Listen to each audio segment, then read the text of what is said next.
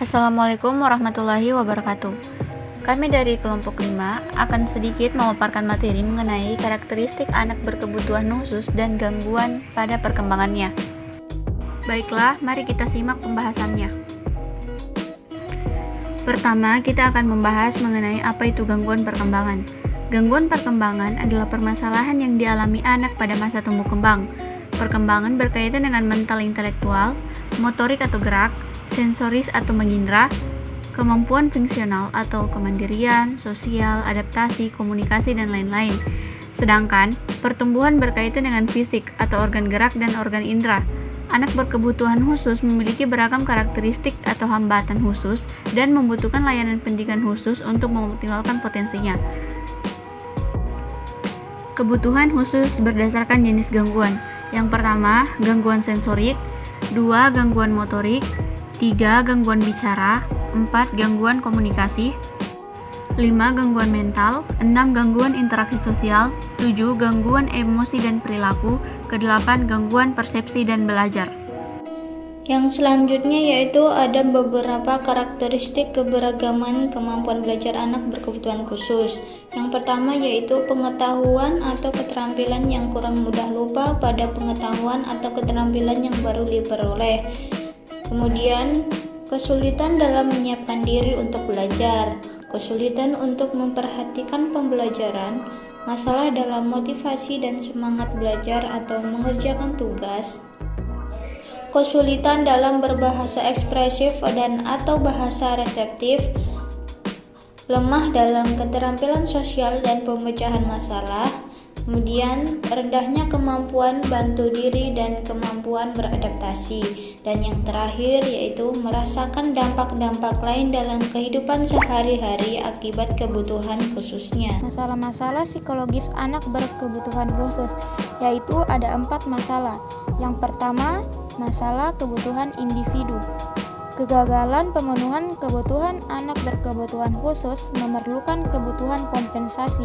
Sebagai ganti terhadap kebutuhan khususnya diperlukan pengenalan jenis dan tingkat kebutuhan siswa untuk membantu pemahaman diri.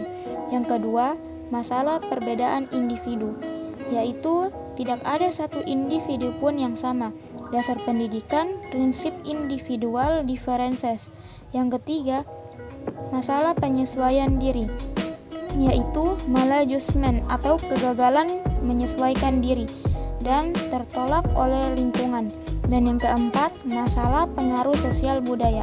Keadaan sosial budaya akan menimbulkan persoalan psikologis bila tidak disertai dengan kesiapan dan lingkungan yang mendukung. Tipe-tipe anak berkebutuhan khusus. Yang pertama, hambatan fisik sensorik, antara lain hambatan penglihatan atau tunanetra atau blindness, gangguan daya penglihatan meskipun telah diberi pertolongan dengan alat-alat bantu. Karakteristik tunanetra. Yang pertama, tidak dapat melihat atau tunanetra total. Yang kedua, kerusakan nyata pada kedua bola mata. Yang ketiga, sering meraba-raba, kesandung waktu berjalan, dan mendapat kesulitan mengambil benda di dekatnya. Yang keempat, bagian bola mata yang hitam berwarna keruh atau seperti bersisik atau kering. Yang kelima, kelainan pertumbuhan pada kedua mata. Yang keenam, peradangan hebat pada kedua mata. Yang terakhir, mata bergoyang terus-menerus. Kemudian ada hambatan pendengaran atau tunarungu. Hilangnya fungsi pendengaran baik pada taraf ringan, sedang, dan berat. Tipe tunarungu yang pertama, kehilangan pendengaran yaitu suara tidak tertangkap telinga atau deaf. Yang kedua, terganggunya proses mendengar yaitu interpretasi yang salah terhadap bunyi atau hard of hearing. Ciri-cirinya yang pertama tidak mendengar, yang kedua tidak ada atau terlambat dalam perkembangan bahasa, yang ketiga sering menggunakan isyarat dalam berkomunikasi, yang keempat tidak atau kurang tanggap terhadap suara atau bila diajak bicara, yang kelima, ucapan kata tidak jelas. Yang keenam, memiliki kualitas suara yang aneh atau biasanya tinggi melengking. Yang ketujuh, sering memiringkan kepala dalam usaha untuk mendengar. Yang kedelapan, banyak perhatian terhadap getaran. Yang kesembilan, keluar nanah dari kedua telinga. Yang kesepuluh, ada kelainan organis pada telinga atau lubang tertutup, telinga kecil, dan lain-lain. Hambatan fisik, tunadaksa. Hambatan fisik atau tunadaksa yaitu kelainan atau cacat yang menetap pada alat gerak, yaitu tulang, sendi, dan otot. Sedemikian rupa, rusak atau tidak mempunyai organ fisik untuk bergerak, sebagaimana fungsinya. Bisa berasal dari bawaan lahir atau kecelakaan. Jenisnya yaitu akut atau kronis, yaitu terus-menerus, episodik, ataupun progresif atau kembuhan.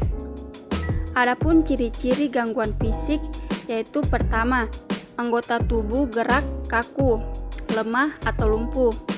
Yang kedua, kesulitan dalam gerakan-gerakan seperti kaku, tidak lentur, dan tidak terkendali. Yang ketiga, ada bagian-bagian anggota gerak yang tidak lengkap, tidak sempurna, atau lebih kecil dari biasanya. Yang keempat, ada cacat pada alat gerak. Yang kelima, jari-jari tangan kaku dan tidak dapat menggenggam. Yang keenam, kesulitan waktu berdiri, berjalan, atau duduk, dan menunjukkan sikap tubuh yang tidak normal.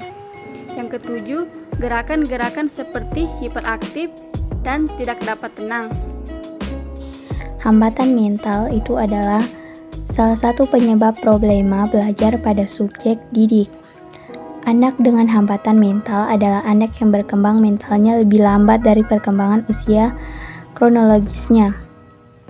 Anak berbakat adalah anak yang memiliki potensi kecerdasan atau inteligensi, kreativitas, dan tanggung jawab terhadap tugas atau task commitment di atas anak-anak usia-usianya. Anak normal mengalami kemajuan yang pesat pada fungsi-fungsi fisik, kognitif, emosi, dan intuisi dibanding anak lain seusianya. Sedangkan intellectual disability adalah anak yang secara nyata mengalami hambatan dan keterbelakangan perkembangan mental jauh di bawah rata-rata, sedemikian rupa sehingga mengalami kesulitan dalam tugas-tugas akademik, komunikasi maupun penyesuaian sosial terjadi sebelum usia 18 tahun. Hambatan emosi adalah anak dengan gangguan emosi dan perilaku atau behavior and emotional disorders. Tunalaras. Gangguan emosi dan perilaku adalah karakteristik emosi dan perilaku yang sangat berbeda dari anak normal pada usia, budaya, konteks normal, dan etika yang sama. Semua itu mempengaruhi performa pendidikan anak meliputi bidang akademik, sosial, vokasional, pekerjaan, dan personal. Ciri-ciri hambatan emosi itu pertama, terus-menerus menimbulkan ketidaknyamanan pada lingkungan. Kedua, perilaku muncul minimal dalam dua setting berbeda, salah satunya berhubungan dengan sekolah. Ketiga, kondisi perilaku sulit ditangani di sekolah umum sehingga membutuhkan penanganan di sekolah khusus. Keempat, bertingkah laku menyimpang. Kelima, problem menyesuaikan diri. 6, reaksi lingkungan yang terganggu. Beberapa contoh perilaku tunalaras. Yang pertama ada perilaku agresif, dalam artian memukul, menendang, menyerang, dan sebagainya. Yang kedua, perilaku mengganggu. Yang ketiga, berbohong keterlaluan. Keempat, membantah atau menolak aturan. Kelima, membolos. Dan keenam, mencuri. 7, berbohong. Kedelapan, pergi dari rumah tanpa pamit. Dan yang terakhir, melanggar aturan. Selanjutnya ada istilah ADHD. Istilah ini adalah istilah psikiatrik yang menggambarkan kondisi gangguan kelebihan gerak, hiperaktif, dan pemusatan perhatian. Klasifikasi 1. Inattensi adalah suatu kondisi hilang atau beralih perhatian dalam artian ADD. 2. Hiperaktif impulsif merupakan suatu perilaku yang tidak terkendali dan sikap impulsif